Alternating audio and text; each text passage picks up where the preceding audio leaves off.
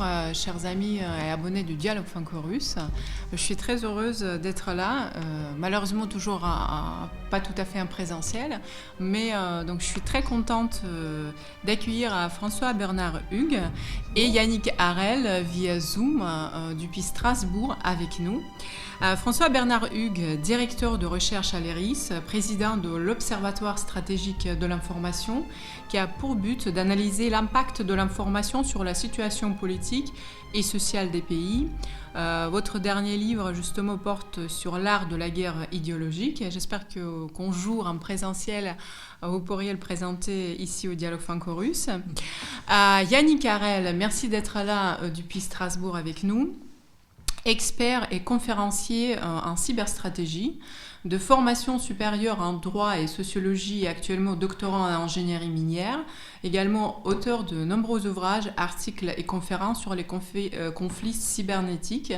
Et d'ailleurs, je vous invite à visionner la vidéo de la conférence qu'on avait faite ici en 2019, donc ça date déjà un petit peu, sur la souveraineté des cyberpuissances, justement avec François Bernard et Yannick Harel. Vous trouverez cette conférence sur notre chaîne YouTube. Et d'ailleurs, pour ceux qui nous regardent en ce moment, avec notre cher caméraman Khachatur Martirosyan, on aura cette belle vidéo sur notre chaîne YouTube plus tard ce soir ou demain. Avant de vous passer la parole, je vais commencer par... bon, déjà, le sujet d'aujourd'hui, la géopolitique des réseaux sociaux, c'est quelque chose qui est très d'actualité. Une petite nuance, le 23 décembre, le Parlement russe a adopté une loi visant à bloquer les sites coupables dits de censure ou discrimination sur des contenus russes.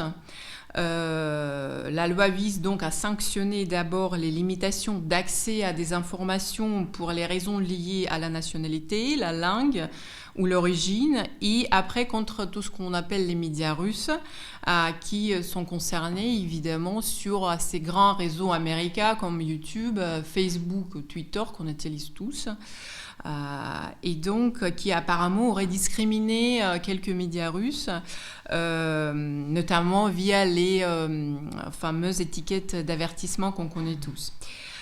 Et ma première question que je vous pose, mais qu'est-ce qui se passe au niveau de censure aux États-Unis, puisque nous avons récemment témoigné de la censure du président Donald Trump, notamment sur Twitter et sur d'autres réseaux sociaux. Et donc, est-ce qu'il y a une bonne et mauvaise censure ? Je pense qu'on va longuement parler de non seulement de la censure, mais de la suppression du compte de Donald Trump, qui elle-même faisait suite à la suppression ou au retrait de dizaines de milliers de contenus ou à leur signalisation, etc.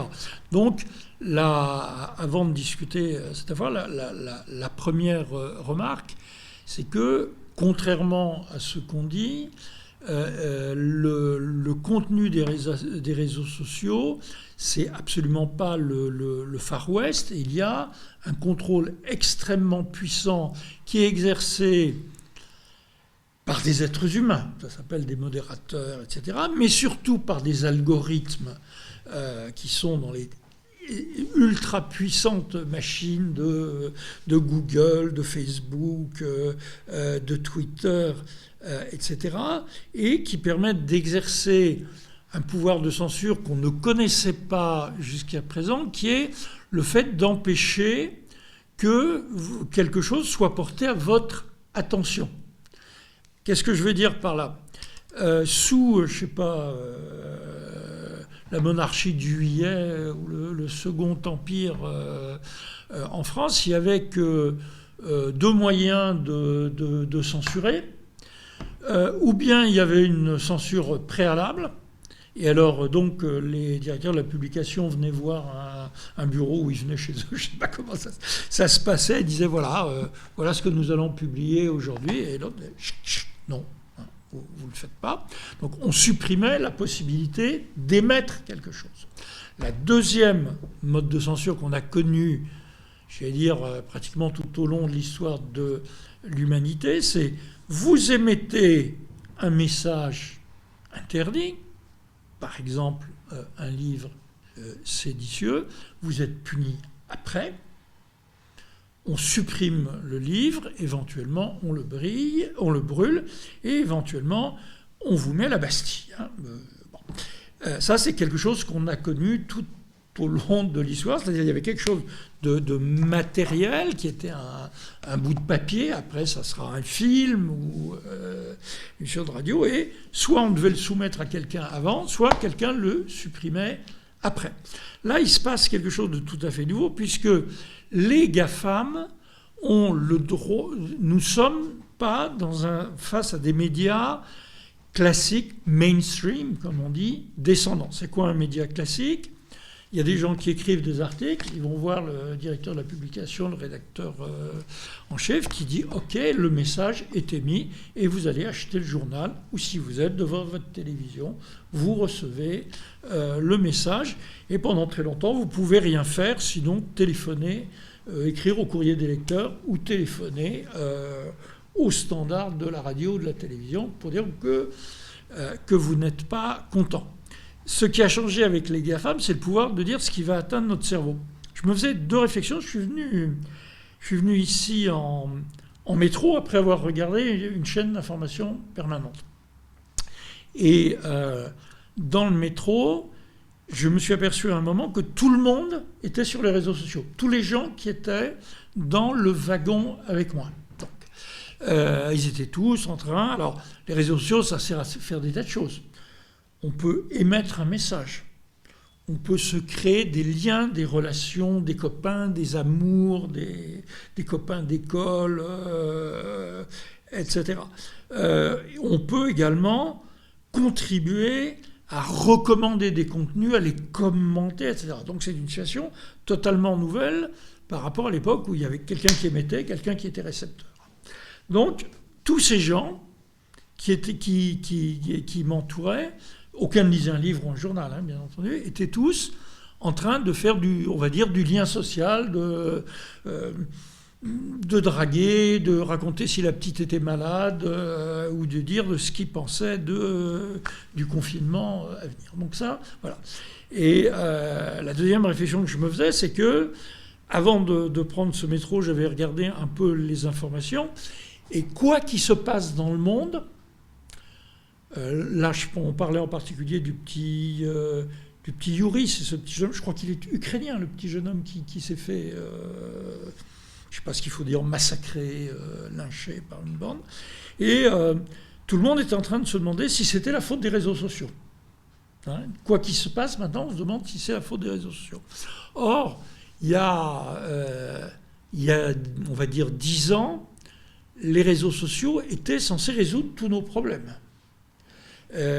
Au moment du printemps arabe, tout le monde célébrait Google, Facebook, Twitter, les autres. Il y en a même d'autres qui permettaient de communiquer sur des applis Apple, de communiquer en échappant à la police, même si elle essayait de couper les réseaux Internet par Bluetooth. Donc, c'était quelque chose qui était décrit comme intrinsèquement bon. Pourquoi ? C'était démocratique, le peuple allait pouvoir s'exprimer, même dans les vilaines dictatures.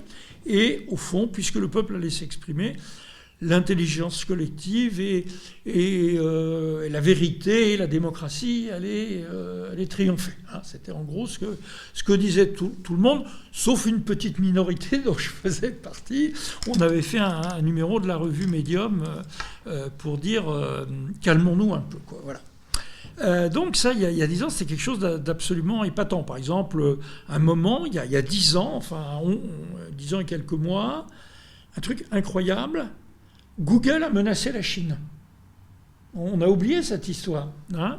À l'époque, la Chine, je parle de la Chine continentale, obligeait Google, qui a un moteur de recherche en Chine, qui avait un moteur de recherche en Chine continentale, en chinois, en mandarin, en caractère chinois, les obligeait à soumettre ces requêtes de ces internautes chinois. C'est la première population d'internautes au monde. Les Chinois adorent ça dans les cyberclubs chez eux. Les obligeait à se soumettre à une censure pour, par exemple, pas leur permettre d'accéder à la secte Falun Gong dont Pékin avait très peur. Donc les méchants censeurs, c'était les Chinois à l'époque. Et là-dessus, à l'époque, je ne sais plus quand, automne 2010, quelque chose comme ça, Google menace la Chine de se retirer de Chine et renvoie toutes les requêtes adressées à Google Pékin à Google Hong Kong, qui est également en caractère chinois, mais où il n'y avait pas la même législation. Et là-dessus, et à l'époque, c'est l'extase. Il y a des internautes qui mettent des bouquets de fleurs devant l'entrée de Google, et Madame Hillary Clinton dit que c'est un modèle, que c'est la liberté qui va s'épanouir, et que tout ça incarne un nouveau droit de l'homme qui est le droit de se connecter. Aujourd'hui, qui est-ce qui prend des législations? Qui est-ce qui retire des comptes, etc. Donc, je me faisais la réflexion que tout le monde était dépendant des GAFAM et qu'il alimentait les cerveaux de tout le monde dans le métro. Et deuxièmement, que notre attitude, que ça soit l'attitude des citoyens ou des médias, des leaders d'opinion, a complètement changé par rapport à ce pouvoir libérateur qu'on attribuait aux GAFAM. Et il y a d'autres changements qui se produisent. Je vous donne un exemple. Il y a quelques jours, WhatsApp qui a été racheté par Facebook. Je pense que tout le monde connaît, que beaucoup de gens dans cette pièce doivent être sur WhatsApp, annonce qu'il va non pas nous censurer ou imposer des contenus ou en faire monter d'autres, etc., mais transférer davantage de données personnelles sur les utilisateurs à Facebook. Tout ça, au nom de tous ces phénomènes se produisent au nom de quelque chose qui est la nouvelle loi. Code is law, le code c'est la loi, le code au sens informatique c'est la loi, disait je ne sais plus qui. Et donc, à ce moment-là, il y a une réaction des internautes et des millions d'internautes disent je vais abandonner WhatsApp pour que mes données, numéro de téléphone, d'identifiant, photo de profil, etc., ne soient pas communiquées à Facebook, qui en fera un usage a priori commercial. Et si le code informatique change, et si le code, qui sont les conditions générales d'utilisation, c'est-à-dire le contrat qui vous lie à Facebook, à Google, etc., le machin que personne ne lit, auquel personne ne fait attention, si ça change, moi, citoyen, je vais quitter WhatsApp et je vais essayer d'aller sur d'autres systèmes qui ne transmettront pas mes données ou qui ne seront pas surveillés, décryptables. Et beaucoup ont été sur des nouveaux réseaux qui ont exactement les mêmes fonctions, comme Signal ou Telegram. Donc, vous voyez, on est dans une situation qui est totalement nouvelle par rapport à la censure. Autrefois, la censure, c'est quelque chose qui descendait. C'était des flics ou des argousins qui allaient arrêter un journaliste ou supprimer des éditions, ou on retirait des livres de chez les libraires, ou on coupait une émission, ça descendait en haut. Nous sommes dans une situation où la censure, c'est-à-dire la capacité de décider ce qui va atteindre notre cerveau, ce que nous aurons le droit de savoir, de dire, et d'une certaine façon, par exemple, quelles vont être les sources d'informations qui vont nous être signalées. Si je tape sur Google, Google va faire une hiérarchie. Voilà. Je peux par exemple taper sur Google pour essayer de me renseigner sur cette nouvelle loi russe, et la hiérarchie des réponses va être très, très, très intéressante. Et maintenant, nous sommes face à une censure, ou du moins une capacité de décider ce qui atteindra notre cerveau, qui dépend de nouveaux acteurs, qui sont les GAFAM, qui font les algorithmes derrière les GAFAM, mais on va voir au cours de cette discussion qu'il y en a d'autres, qu'il y a des États qui essaient d'empêcher ça, c'est une censure qui vient par le bas et qui peut venir aussi des réseaux sociaux eux-mêmes. Donc on est dans une situation totalement nouvelle qui change complètement cette géopolitique des réseaux. Oui, alors je vais juste rebondir sur ce que tu disais au tout début, en fait, François Bernard, c'est-à-dire tu parlais de cette révolution qu'il y a eu au début des années 2000. Alors, pour expliciter pour les personnes qui nous regardent, il s'agit en fait de la révolution qu'on appelle révolution numérique, qui comporte trois éléments, trois bases. D'abord, ce qu'on appelle la data mass, en bon français, c'est-à-dire le big data. Ouais. Ensuite, il y a eu la puissance et la multiplication des microprocesseurs. D'ailleurs, vous avez remarqué que moi qui traite beaucoup du secteur automobile et notamment d'électromobilité avec tout son assortiment d'électronique embarqué, il y a une pénurie de microchips, c'est-à-dire de processeurs, de microprocesseurs, qui a beaucoup impacté toute l'industrie de l'électronique comme Apple, mais aussi maintenant les automobiles qui sont que finalement maintenant de l'IoT, c'est-à-dire l'Internet des objets connectés. Donc ça, c'est le deuxième élément, c'est qu'il y a beaucoup plus de microprocesseurs et en plus, ils sont beaucoup plus puissants. Et enfin, le dernier point, c'est l'intelligence artificielle, qui est corrélée au second point. Et on a prétendu, à un moment, alors de bonne foi pour certains et d'autres de manière purement commerciale, que l'IA allait permettre une neutralité parfaite, c'est-à-dire parce qu'elle était impartiale, qu'elle était codée dans le sens où la modération, a priori ou a posteriori, hein, tu le mentionnais, pouvait se faire, je dirais, de façon totalement transparente et totalement équitable. Maintenant, on le sait très bien, c'est-à-dire que la programmation est aussi faite selon un biais cognitif et que celle-ci peut être reprogrammée, c'est-à-dire elle peut être effectivement orientée dans un sens au départ et elle peut être remodifiée par la suite. Donc ça pose une vraie question sur l'intelligence artificielle, parce que l'intelligence artificielle, c'est un peu la sève de tous les réseaux sociaux. Ça, il faut bien le rappeler. Et c'est vraiment très important. Donc ça provient de cette révolution numérique. Je voudrais aussi, quand même, parce que c'est vrai, on parle de cette censure quand même de Donald Trump, l'ancien président des États-Unis, et aussi de ses supporters.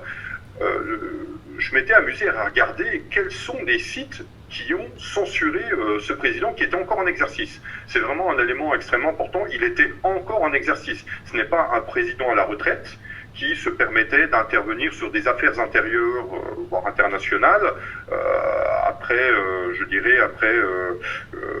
son élection, enfin après la fin de son mandat plutôt, plus exactement. Alors la liste est assez délirante. Facebook, j'ai noté Facebook, Twitter, Snapchat, Shopify. Alors c'est là où ça commence à devenir assez incroyable. Shopify, qui est un site d'échange marchand, Twitch, qui est plutôt de la retransmission de jeux vidéo, alors vraiment que ça a évolué ces derniers mois.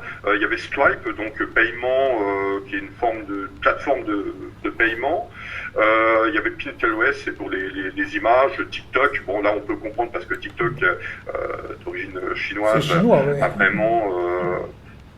voilà, bon, TikTok, c'était la douce revanche, on va dire, hein, effectivement, parce que l'administration de Trump ne lui a pas fait beaucoup de cadeaux.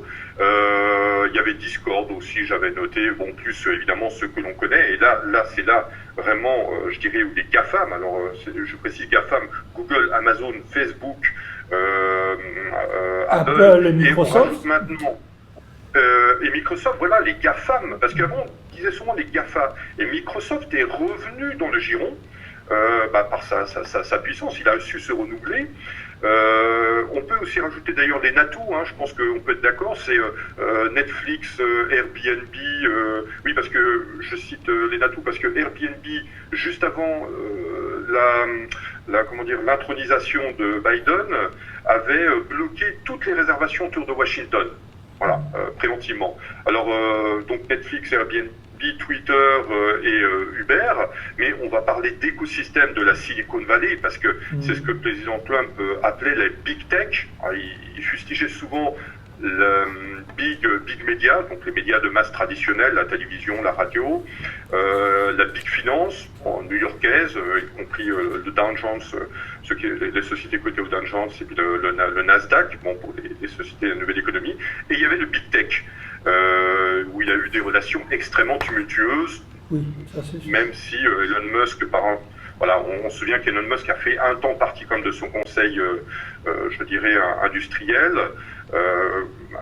Peter Thiel aussi, qui est un investisseur sulfureux, donc qui est un petit peu à part de la Silicon Valley, mais en général, effectivement, la Silicon Valley s'est vengée d'une certaine manière.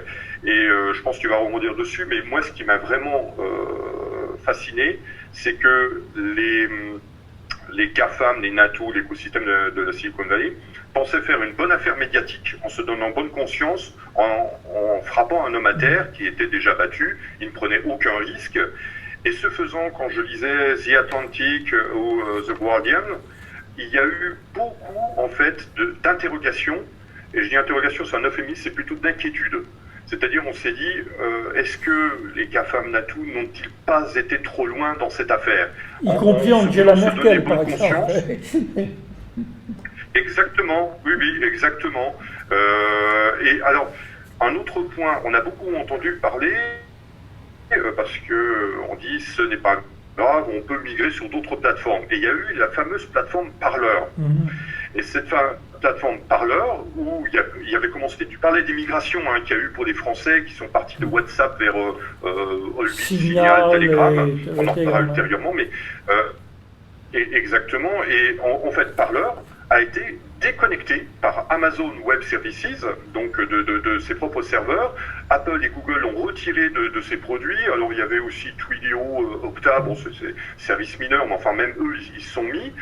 Donc on voit bien que c'était une volonté de détruire une personne, un mouvement, des opinions, et ça pose un très grave problème parce que on peut se demander si ce n'était le but finalement n'était pas aussi d'éliminer un concurrent commercial. Donc je ne me place pas sur un plan politique, je me place sur un plan commercial.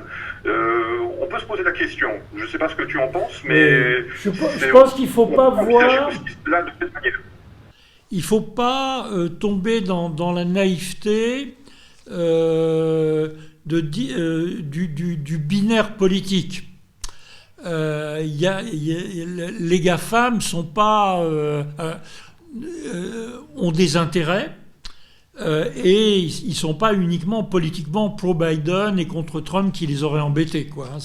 C'est beaucoup plus compliqué que ça, même si il est évident que les GAFAM ont beaucoup subventionné ouvertement la campagne démocrate, et même si, je dirais, sociologiquement, culturellement, les élites de la Silicon Valley sont dans une idéologie qui est plutôt celle du libéralisme, de l'ouverture, de le post-national. Il y en a même qui sont dans le post-humain comme idéologie. On va devenir une espèce de cyborg ou je ne sais pas quoi.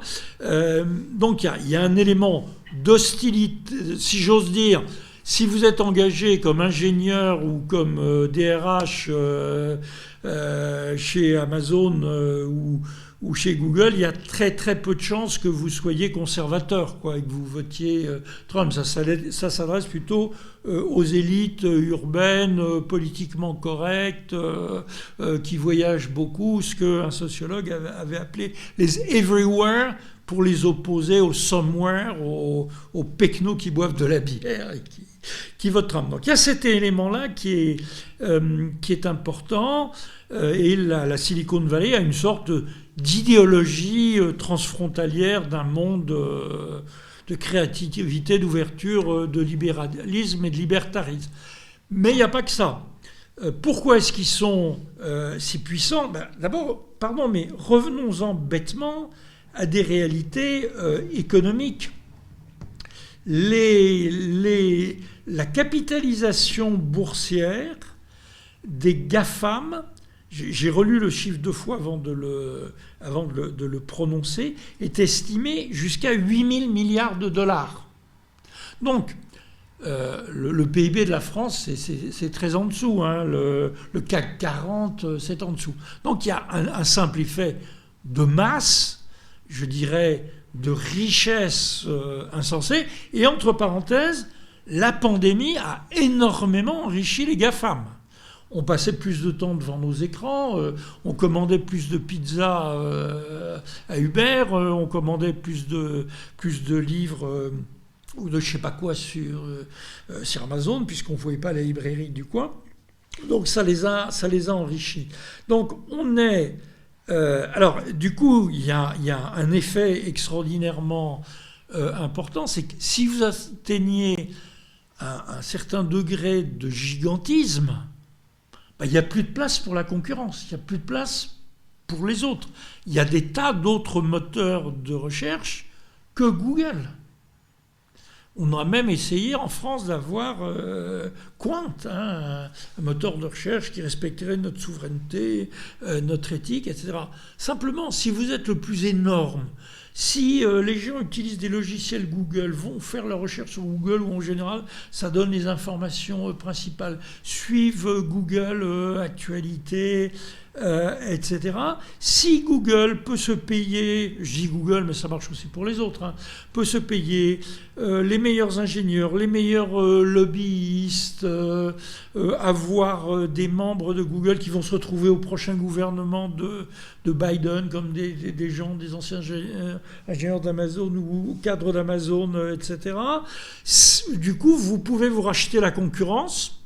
Dès qu'il y a des petites startups surdouées, hop, vous les rachetez, et vous allez être les meilleurs en intelligence artificielle parce que vous avez plus de données que n'importe qui au cours de l'histoire de l'humanité, etc. Et par ailleurs, ça va rejoindre un autre phénomène. Non seulement vous êtes le meilleur, vous avez la meilleure recherche, les meilleures ressources, vous échappez à la fiscalité où vous voulez en jonglant avec les pays, et quand vous parlez, croyez-moi qu'un chef d'État vous écoute. Mais en plus, vous avez une force d'inertie qui fait que votre pouvoir risque de se prolonger. On prend l'exemple de WhatsApp tout à l'heure, un exemple très très quotidien. Moi, comme j'ai essayé de convaincre un certain nombre de mes copains de quitter WhatsApp, même si c'était un service gratuit et si on y était habitué. Et je leur ai dit, il y a beaucoup d'autres... j'ai parlé de Signal et de Telegram. Il y a d'autres applications également gratuites qui vont être parfaitement codées, qui vont donner vos données à personne. Allons-y. Vous avez tout simplement à ce moment-là une force d'inertie. Il y a ceux qui ne savent pas, ceux qui n'arrivent pas à trouver l'application, ceux que ça embête, ceux qui ont l'habitude, etc. Donc on voit qu'il va y avoir une force d'inertie qui va jouer en faveur de cette puissance. Et cette puissance, elle est économique, elle est politique, elle est géopolitique, elle est culturelle, mais culturelle au sens des habitudes les plus intimes, au fond. Combien d'heures passons-nous par jour à regarder des écrans, à consommer du Google, du Amazon, du Apple, etc. Ils formatent ce que nous recevons, nos habitudes mentales, et à la limite d'ailleurs beaucoup de nos habitudes de recherche. D'ailleurs, moi-même, je donne un exemple, pour dialoguer avec toi, je suis en train d'utiliser une tablette Apple où j'ai fait une carte mentale de mes idées, donc d'une certaine façon, et je travaille de moins en moins avec un papier, un crayon, comme lorsque j'étais jeune. Donc on est là face à un pouvoir qui est un pouvoir de contrôler ce que nous pensons, comment nous pensons et la façon dont nous nous comportons pour rechercher de l'information, un pouvoir dont nous sommes d'une certaine façon c'est vrai, un petit peu complice. On n'est pas obligé de rester chez WhatsApp, on pourrait aller ailleurs chez Google. Si j'ai quelque chose contre Apple, je pourrais revenir à mon stylo et à mon crayon. Mais c'est un pouvoir qui est largement invisible, mais qu'on a, d'une certaine façon, jamais rencontré au cours de l'histoire de l'humanité. Et ce n'est pas un pouvoir qu'on peut changer en gagnant les élections ou en faisant des barricades dans la rue. Donc, le fait que... Alors, il y a une inquiétude, c'est vrai, même Mme Merkel, qui ne fait pas aimer beaucoup Donald Trump, s'est inquiétée de ce qu'on puisse supprimer le moyen d'expression d'un président des États-Unis, après, pendant des années, avoir signalé que ces contenus étaient faux, qu'il fallait voir d'autres sources, etc.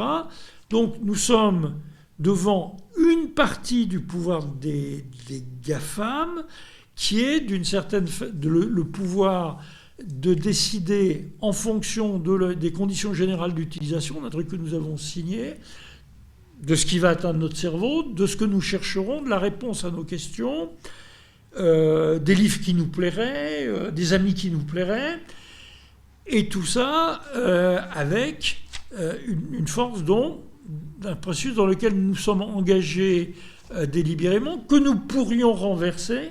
Mais nous savons très bien que 99% d'entre nous ne le feront pas. Et c'est ça, cette nouvelle situation. Alors c'est vrai qu'il y a de l'inquiétude. On se dit que si ça arrive à Trump un jour, s'il y a des algorithmes qui décident ceci est la vérité, ceci est un mensonge, ou ceci est un discours de haine, ceci suscite des désordres, ça arrive à Trump, mais ça pourrait arriver à d'autres demain.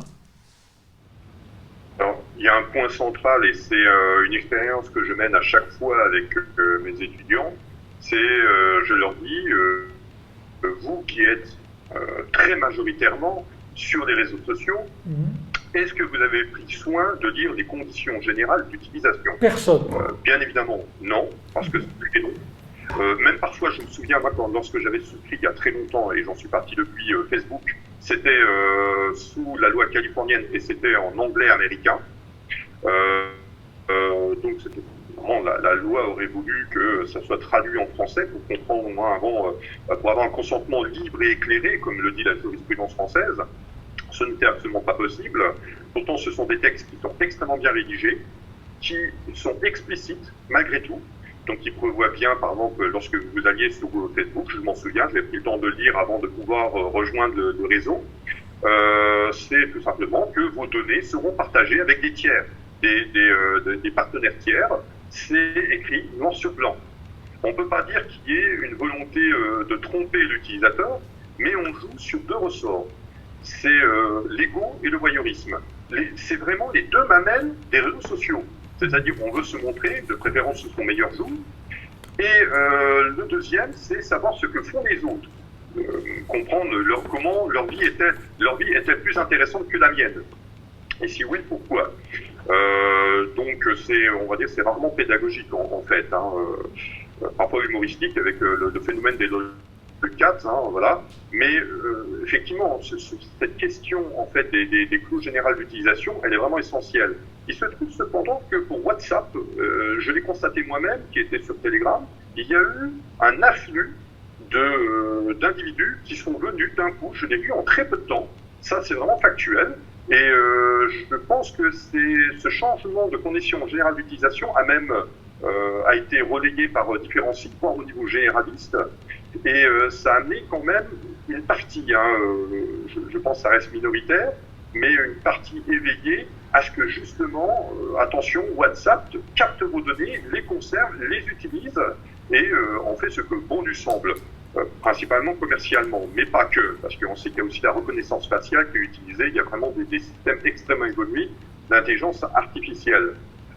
J'en pensais à un livre qui m'avait beaucoup fasciné à l'époque, c'était de Duguin et Labbé, c'était L'homme nu, et entre parenthèses, Méric, qui expliquait, et c'était fascinant, que les pontes de la Silicon Valley, mettaient leurs enfants dans des écoles spécialisées où il leur était interdit jusqu'à, je pense, 7 ou 8 ans de toucher un écran tactile, etc.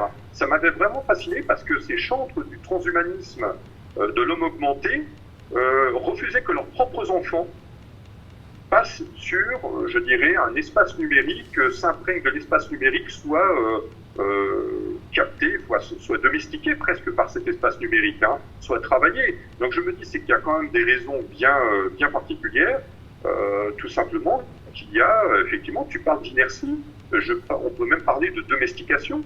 Il y a un effet, alors je ne sais plus comment il s'appelle par les psychologues, le fait de cliquer sans arrêt sur la table le bouton de rafraîchissement de ton réseau social préféré, que ce soit Facebook ou je sais pas, Twitter ou autre, pour voir si tu ne louperais pas un événement, aussi mineur soit-il, pendant que tu te sois absent. Ah oui, c'est fear of missing something. Il y a eu énormément d'études sur ces effets sur notre cerveau. On n'utilise pas les mêmes zones cérébrales lorsqu'on lit un papier ou lorsqu'on fait ça, lorsqu'on clique ces recherches.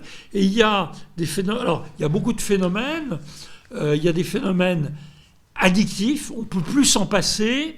Et on a peur d'être, j'allais dire, ringardisé, de plus être dans le courant de ceux qui sont sur les informations la plus fraîche. Et d'une certaine façon, tu parlais de l'ego, on est quelque part dans la hiérarchie sociale en fonction du nombre de followers qu'on a ou de likes, et l'image de soi qu'on se construit, elle se construit à travers les réseaux sociaux. Je donne un exemple qui m'a frappé. Je prends toujours mes exemples dans les dernières heures. Je suis en montant ici, en ce moment je suis physiquement aux Champs-Élysées, je suis passé devant le kiosque, et il y avait l'interview de la petite Mila. Tout le monde se souvient de je ne sais plus si c'est Le Point ou l'Express, enfin un des deux. C'est une interview que j'ai lue, une très bonne interview par Peggy Sass. Donc Peggy Sass, je crois que ça doit être l'Express.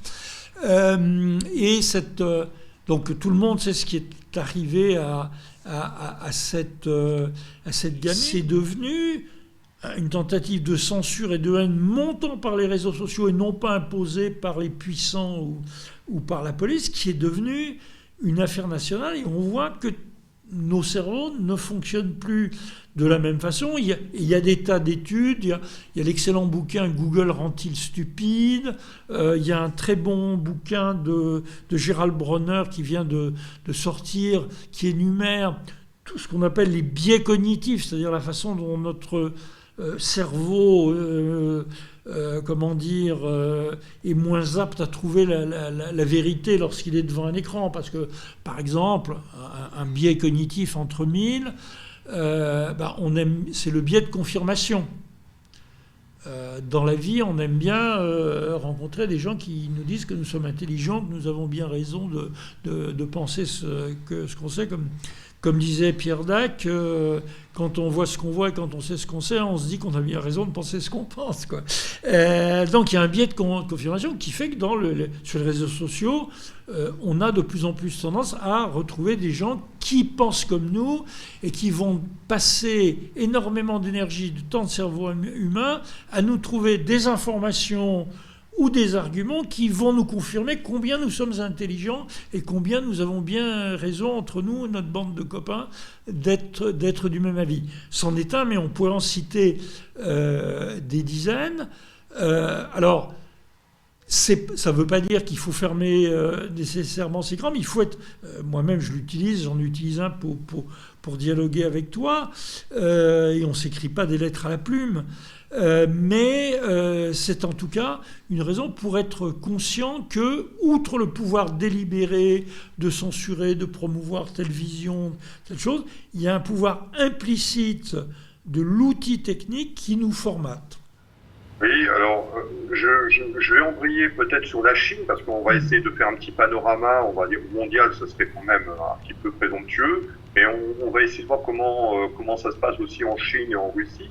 Alors en Chine, c'est très intéressant parce qu'ils ont adopté un système pour éviter ce type d'harcèlement numérique, de cyberharcèlement d'ailleurs, dit-on actuellement. C'est basé sur les études anglo-saxonnes, je précise, ça vient des pays anglo-saxons, comme c'est le Canada, à vérifier, c'est le Social Score. C'est-à-dire que chaque citoyen chinois est affublé d'un certain nombre de points en fonction de son comportement dans la rue, parce que vous êtes vidéosurveillé en permanence dans les administrations, mais aussi dans les espaces publics.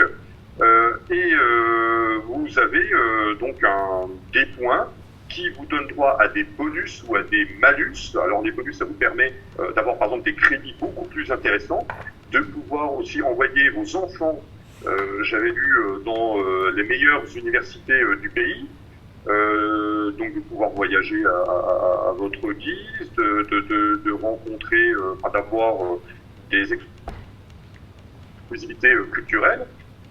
Et en malus, c'est tout le contraire, hein, c'est-à-dire que vous pouvez être interdit d'entrer dans certains lieux, de voyager, et vous pouvez aussi pénaliser vos propres enfants.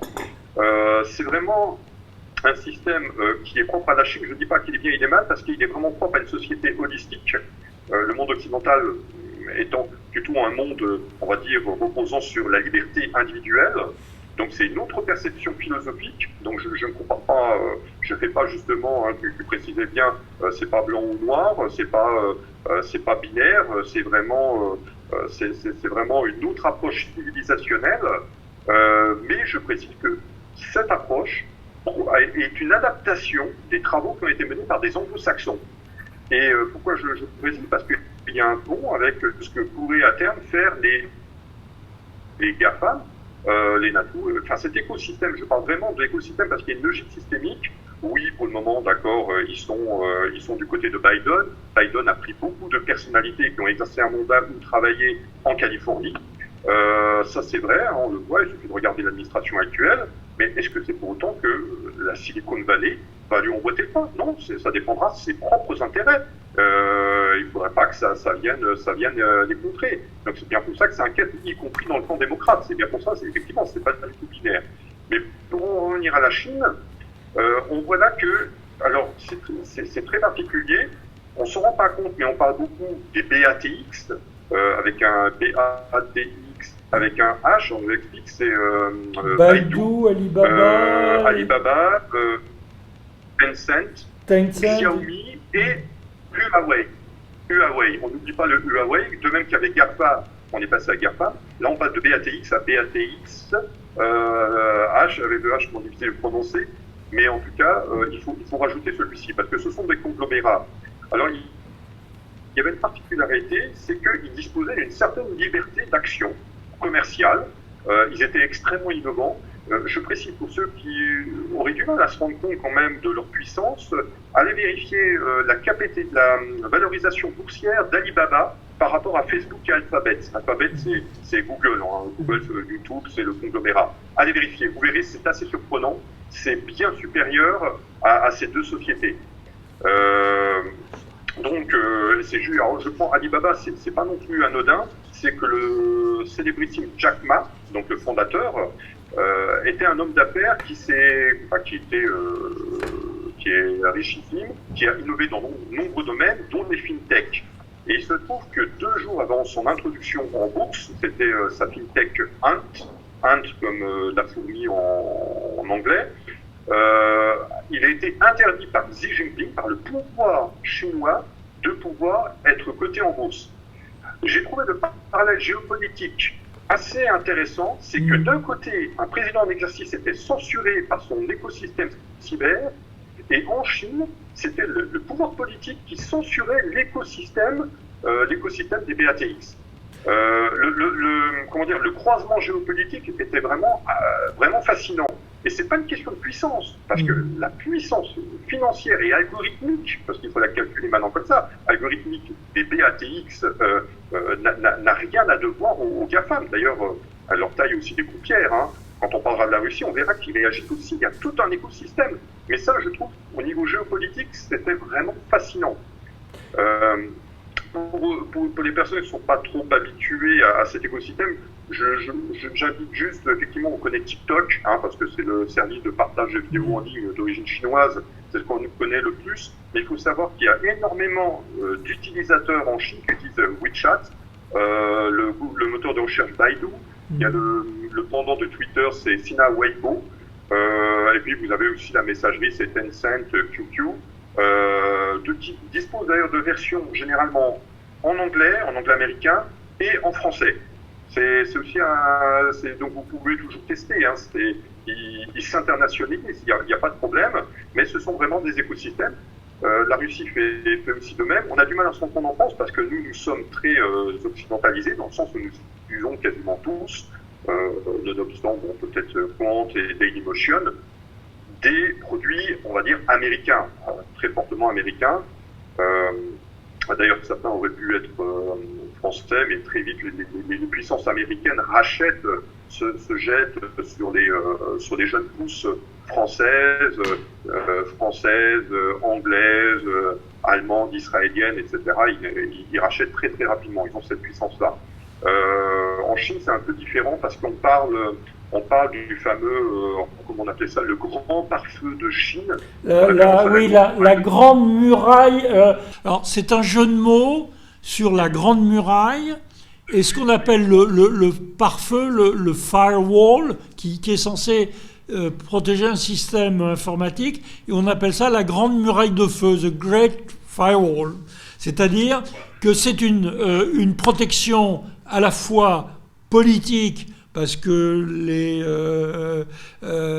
BITX ne lèvent pas un doigt qui gêne vraiment le comité central. Donc c'est une protection politique contre les mauvais contenus occidentaux, mais c'est aussi une protection technologique. Et en Chine, le politique et le technologique ont toujours avancé l'un par rapport à l'autre, et il n'y a aucune indépendance de l'équivalent d'une Silicon Valley, par exemple. Alors, pour ménager les susceptibilités de nos amis de l'Empire du Milieu, en fait, eux, ils appellent ça le bouclier doré, ce qui est quand même un petit peu plus poétiquement acceptable. C'est vrai que c'est nous qui l'avons plutôt en Occident appelé The Great Firewall, comme tu le mentionnes si bien. Donc effectivement, on voit bien quand même que les Chinois ont un écosystème. Alors, c'est un écosystème d'ailleurs qui va plus loin, c'est vrai, on aurait dû le rappeler. En Occident, on réfléchit selon 3 couches. La couche informationnelle ou sémantique, la couche, on va dire, logiciel logique, et puis la couche matérielle, physique.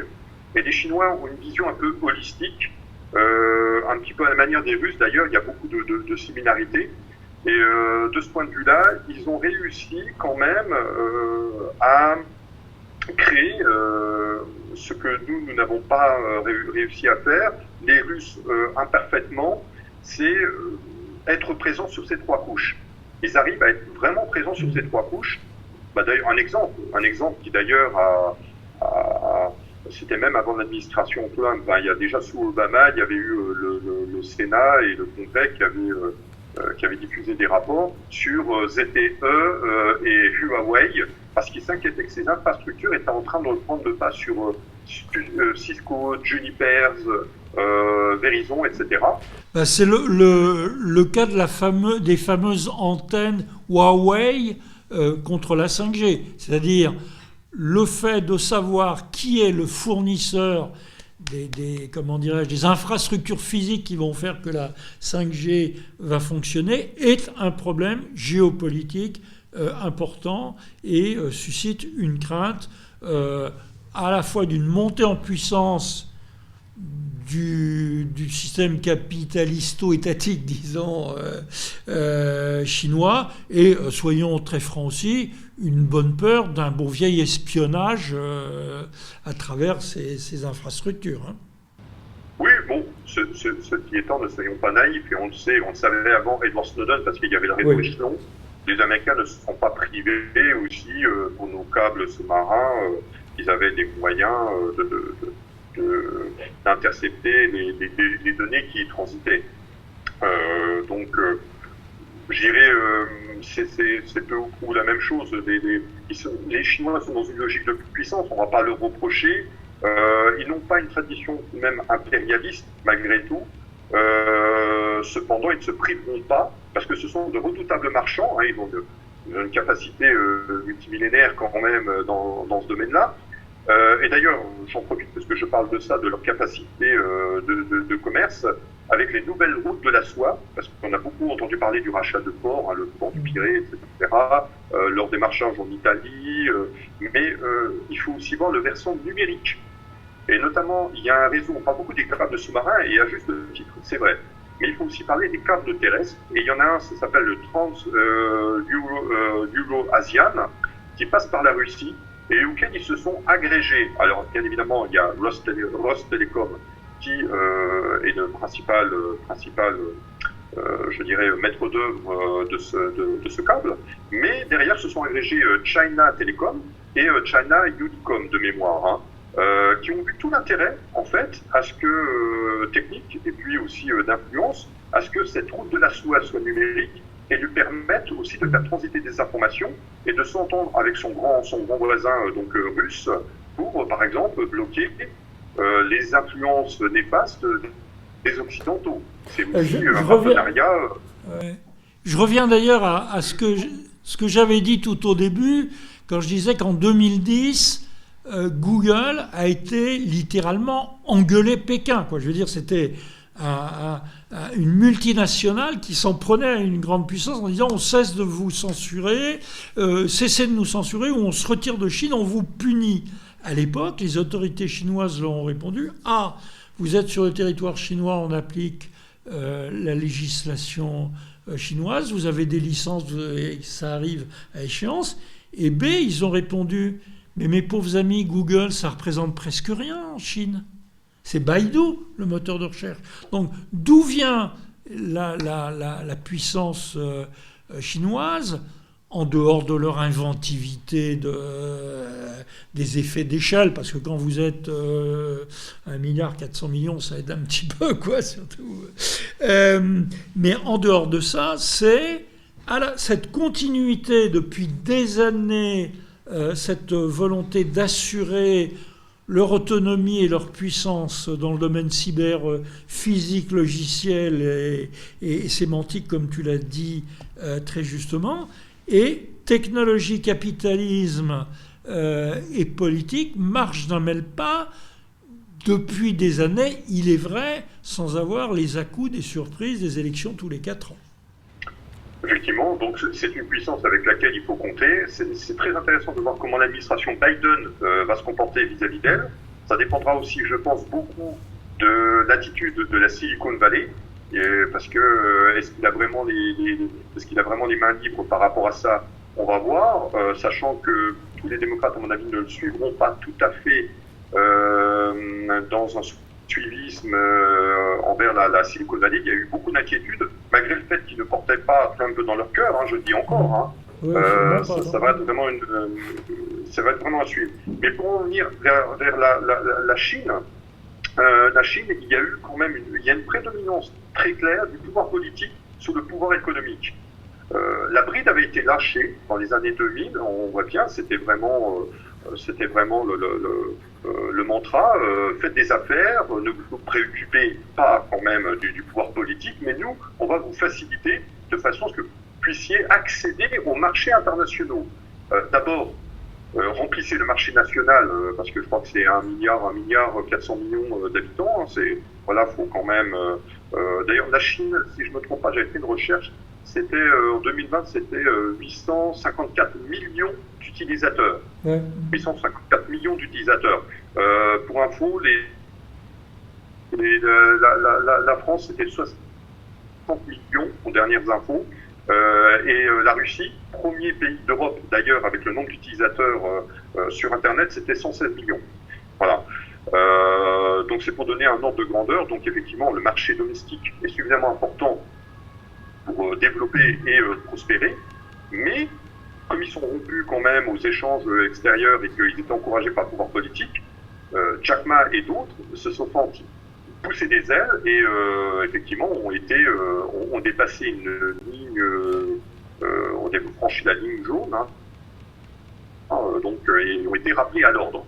Donc je dirais que ça c'est vraiment un point très important, c'est-à-dire que la bride a été lâchée. Il faut regarder aussi en Chine comment ça va se passer. Est-ce que ces sociétés qui veulent se développer à l'international et qui doivent donc montrer à des pays qu'ils ne dépendent pas, fondamentalement, ils n'ont pas infilé la patte avec le Parti communiste chinois, est-ce qu'ils vont pouvoir assurer? On évoquait, c'est la 5G par exemple, mais pas que. Moi je travaille dans l'électromobilité, ce sont aussi les électromobiles, c'est-à-dire qu'on est en train de nous vendre, alors directement ou indirectement, parce que par exemple Volvo, c'est chinois en fait, il faut le savoir. Je crois même, si je ne me trompe pas, Lotus a été racheté aussi par des Chinois, donc MG est chinois, de ce fait, ils commencent à investir le marché européen, qui leur a été refusé pour des raisons d'ordre sécuritaire avec les crash tests et puis d'ordre environnemental, et maintenant ils réussissent avec les électromobiles. Et on se dit, oui, on rêve à un Airbus, des batteries connectées, etc., c'est bien gentil. Mais comme pour la 5G, les batteries, c'est-à-dire la technologie qui est embarquée, ça fait des milliards de dollars qui ont été versés depuis des années, en plus d'une décennie. Donc ce qui fait qu'on ne rattrape pas ça juste avec de simples discours politiques, ça se saurait. Et même encore, il faut agréger les acteurs, c'est pas aussi simple que ça. De ce point de vue-là, Tesla, j'ai publié pour la Fondation de recherche, stratégique, un article où j'expliquais qu'il y avait une logique Tesla quand même, qui n'était pas stupide, d'intégration verticale et d'internalisation de la chaîne de valeur. Les Chinois ont très bien compris cela. Ils ne nous vendent pas de la matière première, ils ne nous vendent même pas des équipements, ils nous vendent des produits finis. Donc c'est pas la découpe, hein. Vous prenez tout, vous ne prenez rien. Donc c'est très intelligemment pensé. Et ils arrivent à passer nos frontières. Alors de ce point de vue-là, on peut aussi peut-être faire une translation vers la Russie, son grand voisin finalement, parce qu'il y a des similarités. Or, ce que moi je peux en dire, c'est que la Russie se donne, en tout cas il y a une volonté politique très claire depuis l'an 2000, il y a un discours de septembre 2000 du Conseil de sécurité de la Fédération de Russie, qui est le plus haut organe de décision en la matière, sécurité, alors on s'entend intérieure mais aussi économique, pour donner une stratégie, une cyberstratégie à la Russie. Là, je voulais justement faire un petit parenthèse parce que de ce que tu parles, je voulais faire la référence au discours de Vladimir Poutine de 2012. Et d'ailleurs, on voit cet extrait préface dans ton livre « La cyberstratégie russe » que je recommande vivement, que tu as présenté en 2019 au Dialogue franco-russe. Justement, cet extrait, je pense qu'il correspond à ce que tu voulais peut-être dire. Donc là, c'est l'extrait de son discours quand il parlait de la politique étrangère en général. C'est juste un petit extrait. Le printemps arabe a également mis en évidence l'utilisation particulièrement active des technologies avancées, de l'information et de la communication dans la formation de l'opinion. On peut dire qu'Internet, les réseaux sociaux, les téléphones portables se sont transformés avec la télévision en outils efficaces aussi bien de la politique nationale qu'internationale. C'est un nouveau facteur qui demande réflexion, notamment afin qu'en continuant à promouvoir la liberté exceptionnelle de communication sur le web, on réduise le risque de son utilisation par les terroristes et les criminels. La question là-dessus est assez simple.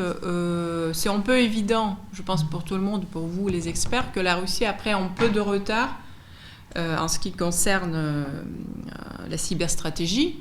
C'est-à-dire qu'en 2012, c'est quand même, ou même début des années 2000, c'est un peu tard par rapport à d'autres puissances, notamment les États-Unis. Est-ce que ça veut dire que nous sommes qu'au début de la grande guerre d'information ? Je pense qu'on va vivre des épisodes tout à fait significatifs avec les débuts de l'administration Biden. Il s'est passé pendant 4 ans quelque chose d'assez fascinant, quoi. Qui est que dans les milieux, on va dire, démocrates, médiatiques, élites, etc., on a quelqu'un comme Hillary Clinton, en est un exemple parfait. On a attribué l'élection de Trump, et globalement tout ce qui n'allait pas dans le monde, le Brexit, le référendum en Catalogne, etc., au pouvoir des trolls russes. Et à ce qui se passe... Alors, je suis ici en territoire russe, Franco-russe, avec notre ami, cela ne m'oblige pas à me censurer. Je n'ai aucun doute sur le fait qu'il y a des trolls à l'Internet Research Agency à Saint-Pétersbourg. Je n'ai aucun doute sur le fait qu'il y ait des hackers russes de très très haut niveau, etc., etc. Et il y a une très forte présomption que ce soit eux qui aient, par exemple, piraté les fameux mails du Parti démocrate au moment de l'élection de 2016. Mais pendant 4 ans, le système politique démocrate a fonctionné sur une espèce de causalité diabolique qui était de dire s'il y a des votes populistes, Brexit, si les gens suivent Trump, c'est parce que leur cerveau a été trompé par les vilains trolls russes, les hackers russes, etc. Ce qui est, à mon avis, leur attribuer un pouvoir un petit peu magique et en tout cas qu'aucune étude ne prouve. Le problème, c'est que est-ce que ce discours de la causalité diabolique va pouvoir continuer ? Juste au début des élections américaines, j'avais été frappé par un petit article dans le New York Times, enfin un petit article du New York Times, ça a un certain impact en général, qui disait que en fait, l'élection allait à nouveau être sabotée par des trolls, des pirates, des fake news, des thèses complotistes, etc., venant essentiellement de Russie, et que, particulièrement, comment dirais-je, machiavéliens, ils allaient à la fois soutenir Trump et Bernie Sanders, parce que ça créait un maximum de chaos dans la démocratie américaine. S'ils ont soutenu Bernie Sanders et Trump, ça n'a pas été très efficace et j'en ai pas vu beaucoup de traces. Donc je veux dire, ce discours qui me paraissait extraordinairement exagéré sur une influence russe qui serait un mélange de désinformation, de je sais pas quoi, de hacking, de révélation de trucs, ce discours il n'est pas tellement confirmé par effet. Je travaille dans un autre domaine en ce moment qui est la désinformation sur la pandémie. Il y a des millions d'informations fausses qui circulent sur la pandémie. Il y en a bien entendu qui viennent de Russie ou d'adresses IP qui sont sur le territoire russe, mais proportionnellement très très peu. Donc ce système de causalité, je dirais cette espèce d'alibi idéologique, s'il y a eu le Brexit, s'il y a eu l'élection de Trump, c'est parce que les pauvres naïfs populistes sont manipulés. Ce discours, il va être difficile à soutenir. Et en même temps, c'est intéressant de voir que l'idée de l'affrontement avec l'adversaire russe dans le cyberespace est très très très présente dans la doctrine Biden et dans les textes qu'ils écrivent pour un cyberespace à la fois défensif et offensif. Voilà. Au stade actuel, je n'en dis pas plus, mais il va être intéressant de voir comment réagit l'administration Biden, parce qu'elle hérite de cette tendance à attribuer une influence incroyable aux mesures actives russes, ou je ne sais pas comment il faut dire. En même temps, cette administration, on a beaucoup insisté sur leur lien avec les GAFAM, mais c'est quand même pas l'embrassade perpétuelle. Je rappelle quand même qu'Elizabeth Warren, avec une idéologie, on va dire, plus démocrate de gauche, parlait de rien de moins que de démanteler les GAFAM parce que ça représentait des puissances trop importantes. Alors, je ne fais pas de pronostic pour le moment. En plus, j'ai oublié ma boule de cristal avant de venir ici. Mais est-ce qu'il va y avoir une continuité du renforcement dans le cyber-offensif, défensif, par rapport à l'administration Trump avec cette nouvelle administration? Est-ce qu'il va y avoir des changements ?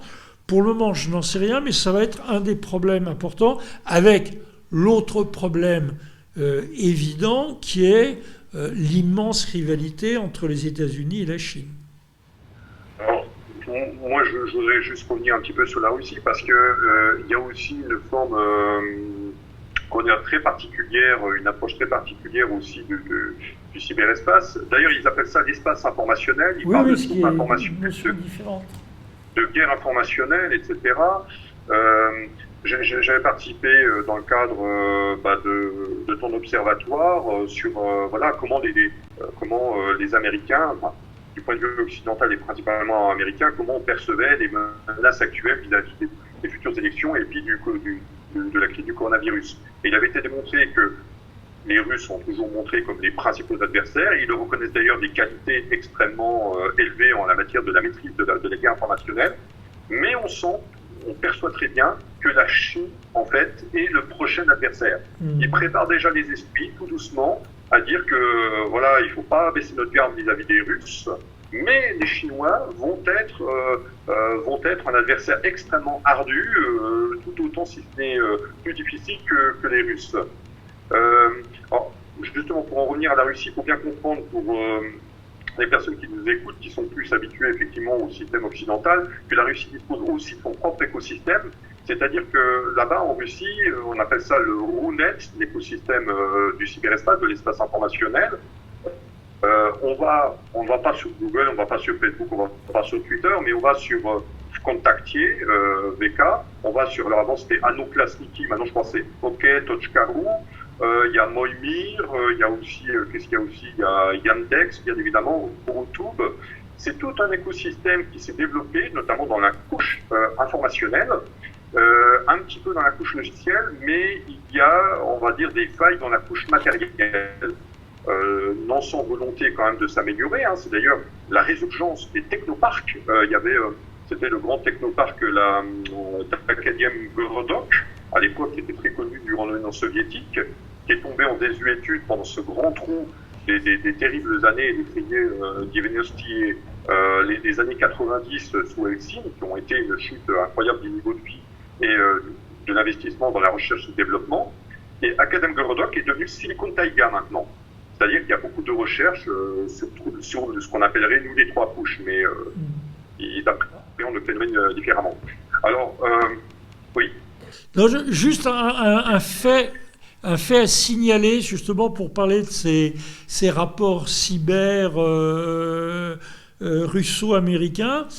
Pendant les derniers jours de la campagne, il y a eu une gigantesque attaque d'intrusion qui a touché des milliers de sociétés et des milliers d'administrations et d'agences américaines. Alors, c'est un peu compliqué techniquement, ça s'est passé à travers le système SolarWinds, hein, c'est quelque chose de très astucieux, et des pirates ont donc, à travers un système de sécurité, ce qui est un paradoxe, hein, c'est un peu comme si vous cambrioliez en vous infiltrant dans une société de vigile, hein, pour donner une image, c'est très astucieux, ont pénétré, on fait ce qu'on appelle menace persistante avancée, c'est-à-dire, là on ne parle plus du contenu des réseaux sociaux, des opinions, de savoir pour qui il faut voter, ou des ragots sur la sexualité des présidents, on parle de quelque chose de très technique. Donc, il y a une menace persistante avancée très importante qu'on a attribuée à un groupe russe qui s'appelle Crazy Bear, hein, ils ont tous des petits surnoms sympathiques, et qui aurait permis, dont la définition d'une menace persistante avancée, c'est d'être une menace, d'être persistante et d'être avancée. Donc je veux dire par là que ce sont des moyens par lesquels on pénètre dans des systèmes d'information d'ordinateur. On le fait à long terme, c'est pour ça qu'on les appelle persistantes. Et c'est avancé parce que c'est extrêmement sophistiqué et que ça permet de s'emparer d'informations. Ce fait attribué à la Russie parce que attribué à un groupe Crazy Bear a immédiatement remobilisé l'administration Biden. Donc on voit qu'il va y avoir des tensions avec la Russie, des tensions avec la Chine, qui me semblent à peu près inévitables. C'est très bien que tu l'évoques parce que j'observe une forme de sinisation, de sinisation en fait de l'écosystème cyber russe. J'en veux pour preuve parce que Irina nous parlait de cette loi très récente. Moi, j'avais noté qu'en 2019, il y avait eu la fameuse loi qu'on avait appelée la loi Runet, qui a consisté à tester le réseau Internet russe pour vérifier est-ce qu'il pouvait est-ce qu'il pouvait être résilient dans le cas d'une cyberattaque majeure et donc le déconnecter du reste de l'Internet mondial, c'est-à-dire qu'il puisse fonctionner en circuit clos. Et apparemment, ils ont réussi, c'est-à-dire qu'ils, sous réserve tout à vérifier, la Russie pourrait s'isoler de grandes attaques d'Internet, enfin j'essaie de dire ça de façon simple, un petit peu en coupant le courant, quoi. Donc en coupant tout d'un seul coup pour s'isoler, ce qui a un coût monstrueux, je pense, en termes économiques ou autres, si ça dure plus de quelques heures. Mais voilà, donc on voit bien qu'il y a, là, ils ont montré la solidité de leur bouclier. Hein. C'est un point très important. Alors, oui, effectivement. Alors bon, ça se rapproche un petit peu du bouclier doré à la chinoise. Maintenant, en ce sens que c'est pour ça je parle de sinisation, mais en fait, il reste aussi proche des Occidentaux dans le sens où il y a une certaine quand même liberté.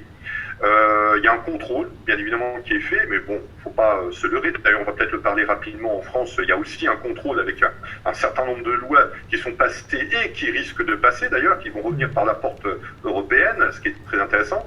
Mais j'observe ça, en tout cas, que les Russes tentent de s'améliorer, notamment sur la couche matérielle. C'est la seule qui vraiment, ils ont encore un peu de soucis.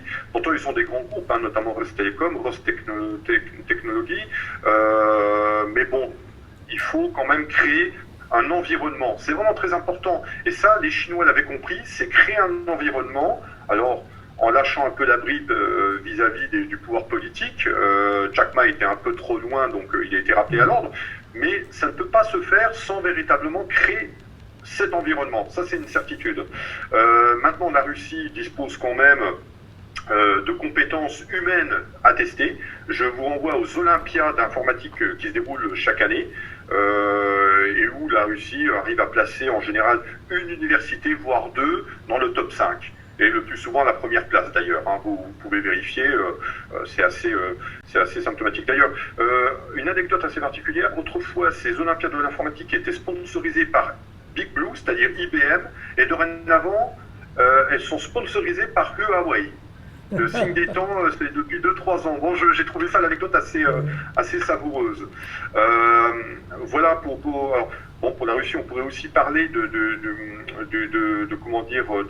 ce qui s'est passé, des récentes manifestations qui viennent en fait, ça vient quand même des réseaux sociaux. Ils se sont agrégés par les réseaux sociaux.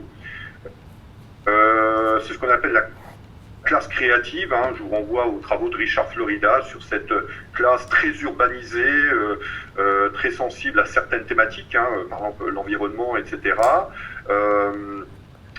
Qui en Russie arrive à s'agréger. Alors, elle n'arrive pas à faire basculer le pouvoir, mais elle prend de l'ampleur. Grâce notamment à la puissance des réseaux sociaux, à tout cet écosystème cyber. Donc on voit bien que cette classe créative aussi trouve des moyens d'expression à travers ces réseaux sociaux. Pour autant, ce qu'on pourrait aussi dire, oui, je repensais à quelque chose qui était un petit peu hypocrite à l'époque, c'était je crois en 2015, il y a eu une loi qui a obligé les entreprises étrangères qui collectaient des informations sur les citoyens russes par Internet à posséder leurs serveurs en Russie ou à passer par l'entremise d'un tiers de confiance qui louerait ces serveurs, mais toujours en Russie. On a géré dans les pays occidentaux, on a dit que c'était une loi liberticide, que ça mettait en danger l'activité de nombreuses entreprises. D'ailleurs, il me semble que beaucoup d'entreprises ont grogné, mais la plupart se sont ralliées. Je crois que LinkedIn, par contre, a refusé et depuis n'est plus accessible en Russie, de mémoire. Mais il faut savoir une chose, c'est que nous, 3 ans après, on a eu le règlement général sur la protection des données qui préconisait, enfin qui imposait exactement la même chose, c'est-à-dire la conservation et la protection des données des citoyens européens. Ce qui pose d'ailleurs un problème avec les Américains, puisque la Cour de justice de l'Union européenne, je crois que c'était en juillet 2020, a retoqué le Privacy Shield, qui était un accord très bancal et très avantageux pour les Américains, mais au moins c'était un accord à minima, et il l'a retoqué, donc ce qui fait que maintenant il faut refaire un accord pour protéger nos données. Peut-être il faut qu'on pense un peu à atterrir sur la fin de ça. Peut-être juste pour terminer, on n'a quasiment pas évoqué l'Europe jusqu'à présent et la France. Alors, la France, où il y a quelques idées quand même sur la souveraineté numérique, etc., a pendant un moment suivi cette tendance. On a eu une loi de 2018 visant à permettre en période électorale, je précise en période électorale, et par référence au fameux Macron Leaks et aux grandes peurs vis-à-vis des réseaux sociaux qu'ont eu les milieux macroniens au moment de l'élection de 2017, il y a une loi qui permettrait aux juges des référés de faire retirer aux GAFAM, disons aux plateformes, des contenus manifestement faux qui pourraient troubler l'élection. Et ça veut dire que le pouvoir appartient aux GAFAM. Ça veut dire que le juge des référés, au bout de la journée, demande aux GAFAM de retirer une information qui pourrait perturber l'élection, alors que toute la journée, les chaînes d'information continue en auront parlé, les réseaux sociaux en auront parlé, et que les GAFAM, de toute façon, auront déjà pris leur décision. Il y a une deuxième tentative qui a été celle de la loi Avia pour retirer à l'allemande les discours de haine. Grâce au ciel, le Conseil constitutionnel l'a retoqué en disant qu'on risquait de provoquer de l'autocensure chez les GAFAM qui, dans le doute, retiraient pour ne pas avoir d'ennui. Et maintenant, enfin, je simplifie outrageusement, mais il nous reste 2 minutes, en gros, la chose se reporte un peu sur le plan européen où le Breton, enfin le commissaire français, est en train de porter 2 projets de résolution contre les GAFAM, ou du moins contraignant les GAFAM.